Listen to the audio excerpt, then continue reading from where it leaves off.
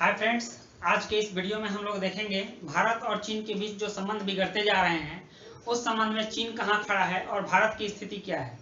हालांकि अभी अभी हमने देखा कि पूरे विश्व में कोरोना का कहर फैलाने के बाद चीन को अपने करतूत पर शर्मिंदगी आनी चाहिए, लेकिन अभी भी वो सीना ताने खड़ा है और उसे ऐसा लगता है कि उसकी सारी कारगुजारियां विश्व के सभी देशों को अच्छी ही लगती होंगी।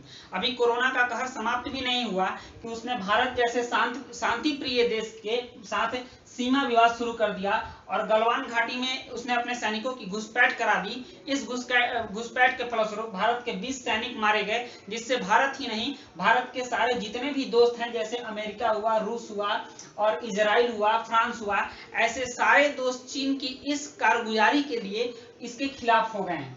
और अब भारत अपनी रणनीति और कूटनीति के तहत चीन को चारों खाने चित करने पर पड़ा हुआ है। तो आइए हम लोग देखते हैं कि भारत की तैयारी क्या है और भारत के साथ कौन कौन से देश इसमें शामिल हो रहे हैं।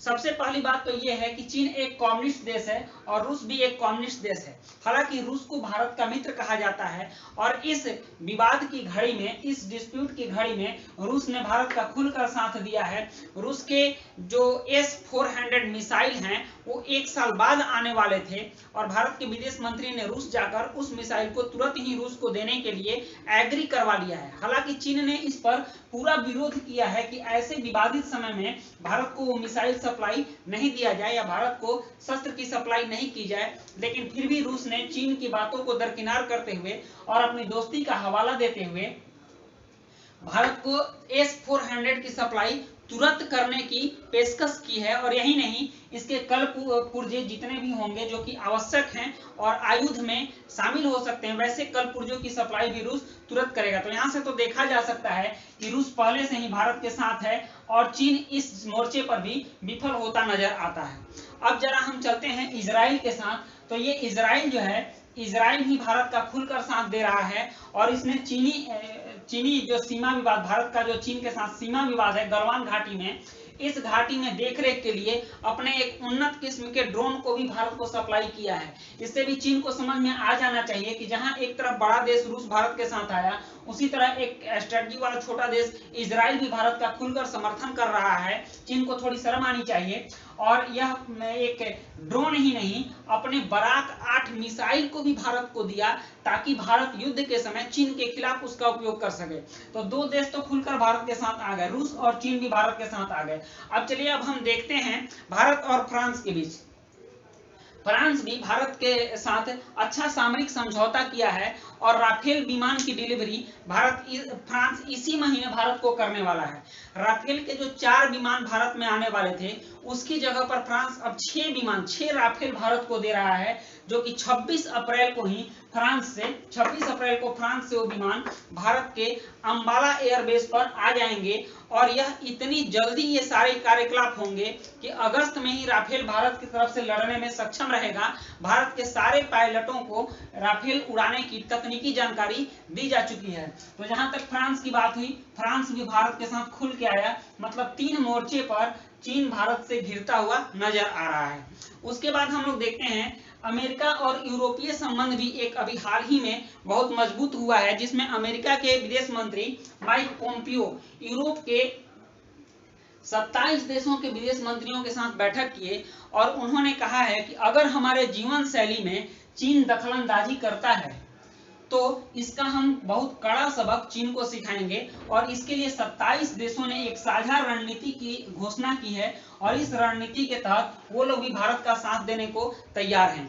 यही नहीं, अमेरिका जो कि कोरोना के प्रभाव के चलते पहले ही इस यूरोप से अपनी सेना को इस एशियाई क्षेत्र में स्थापित करने की सोच रहा है और उसने ऐसा काम किया भी है कि उससे अमेरिका का कहना यह है कि चीन से भारत को खतरा है, इसलिए वो अपने सैनिक को एशियाई देशों में अपने सैनिक बेस कैंप स्थापित करेगा। इसी के तहत यूरोप से उसने अपने सैनिकों को उठाकर यहाँ एशिया के क्षेत्र में स्थापित किया है। इसका बहुत बड़ा फायदा भारत को मिलने वाला है और इस मोर्चे पर भी, इस अमेरिका के तहत इस मोर्चे पर भी चीन भारत के साथ घिरता हुआ नजर आ रहा है। मतलब कि उसकी दादागिरी अब कहीं से भी चलने वाली नहीं है। इसके लिए चीन बहुत ही नीची हरकत भी करता है और उस नीची हरकत के तहत हमने देखा है कि नेपाल को भी चीन ने उकसाया है। इस नेपाल के कम्युनिस्ट पार्टी के जो प्रधानमंत्री हैं केपी शर्मा ओली, उनको चीन ने बहुत सारे कर्जे दिए हैं, नेपाल में अपना बहुत सारा प्रोजेक्ट चला रखा है। इसके तहत चूंकि दोनों कम्युनिस्ट हैं, केपी शर्मा ओली ने भारत विरोधी रुख अख्तियार कर लिया है और अपने पुराने बहुत ही घिसे पीटे सीमा विवाद को उसने तुरंत ही पैदा किया है, जो कि लिपुलेख में उसने किया और यहाँ के नक्शा को अपने देश में मिला लिया। हालांकि केपी शर्मा ओली की हालत उनके अपने ही देश में सांप छुछुंदर की हालत हो गई है, उनको अब वहाँ कोई पूछने वाला है नहीं। वहाँ के कम्युनिस्ट पार्टी ऑफ नेपाल के नेता प्रचंड ने उनसे अपना इस्तीफा मांगा है कि वो अपना इस्तीफा दे दें और हट जाएं, क्योंकि वो नेपाल के शासन को चलाने लायक नहीं है। क्योंकि जिस नेपाल के संबंध भारत के साथ काफी मधुर रहे हैं, भारत और नेपाल का संबंध एक रोटी बेटी का संबंध है, उस संबंध को इन्होंने थोड़े से सीमा विवाद की वजह से काफी खटाई में डाल दिया है। यही नहीं, नेपाल अब भारत से बिगड़ते संबंधों के बीच बहुत बड़ी महंगाई की मार भी झेल रहा है और इस महंगाई की मार के चलते नेपाल में चीनी और अन्य आवश्यक वस्तुओं की कीमतें इतनी ज्यादा बढ़ चुकी हैं कि उसका बोझ नेपाली जनता बर्दाश्त नहीं कर रही है और केपी शर्मा ओली के विरुद्ध में वहां की जनता सड़कों पर आ गई है और उनसे इस्तीफे मांग रही है। इसलिए इस मोर्चे पर भी चीन फिसलता हुआ नजर आ रहा है। आगे देखते हैं पीओके में चीन अपने बड़े बड़े प्रोजेक्ट लगा रखा है और बहुत सारा खर्च किया है। यहाँ पर अरबों डॉलर का चीन का खर्च है।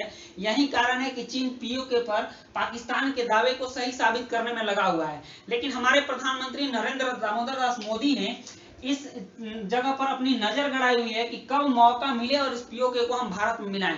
तो इस तरह से यहाँ भी उसने जो खर्चे किए हैं वो सारे के सारे अब बेकार होने वाले हैं।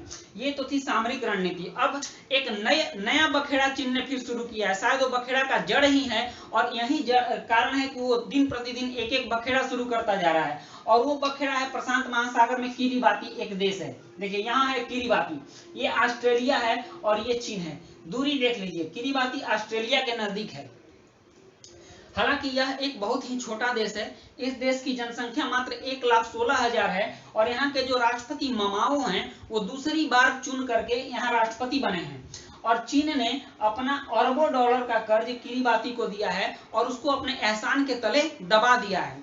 यही नहीं, चीन ने हाल ही में अपना एक दूतावास यहाँ पे खोला है और वो दूतावास खोलने के बाद अब इस फिराक में है कि अपना नेवल बेस कैंप किरीबाती में स्थापित करे और अपना सैन्य अड्डा बनाए। अब जब चीन यहाँ पर अपना सैन्य अड्डा बनाता है तो इससे स्वाभाविक है कि इस ऑस्ट्रेलिया की आंख में किरकिरी होगी ही, क्योंकि यह ऑस्ट्रेलिया के नजदीक है और ऑस्ट्रेलिया के नजदीक अगर चीन का सैन्य अड्डा बनता है तो ऑस्ट्रेलिया को कहीं से भी अच्छा नहीं लगने वाला है। और किरीबाती देश की बहुत सी जरूरत की पूर्ति ऑस्ट्रेलिया से होती है। ऑस्ट्रेलिया कभी भी ये नहीं चाहेगा कि हमारे बगल में चीन का सैन्य अड्डा बने। अगर यहाँ पर लड़ाई होता है या दक्षिण चीन सागर में जो अमेरिका और चीन के बीच या फिर और बाकी सारे एशियाई कंट्रियों के बीच जो चीन का विवाद चल रहा है, इस प्रशांत महासागर में अगर लड़ाई की स्थिति बनती है तो ये किरीबाती देश अमेरिका के इस साइड से नजदीक पड़ता है और अमेरिका भी कभी नहीं चाहेगा कि किरीबाती पर चीन का दबदबा हो और चीन का एयरबेस कैंप बने। यह अमेरिका को भी अच्छा लगने वाला नहीं है। इसलिए चीन इस मोर्चे पर भी मात खा रहा है, क्योंकि इसके इस कदम के वजह से ऑस्ट्रेलिया अब भारत की ओर झुकेगा और ऑस्ट्रेलिया अब अमेरिका का साथ देगा।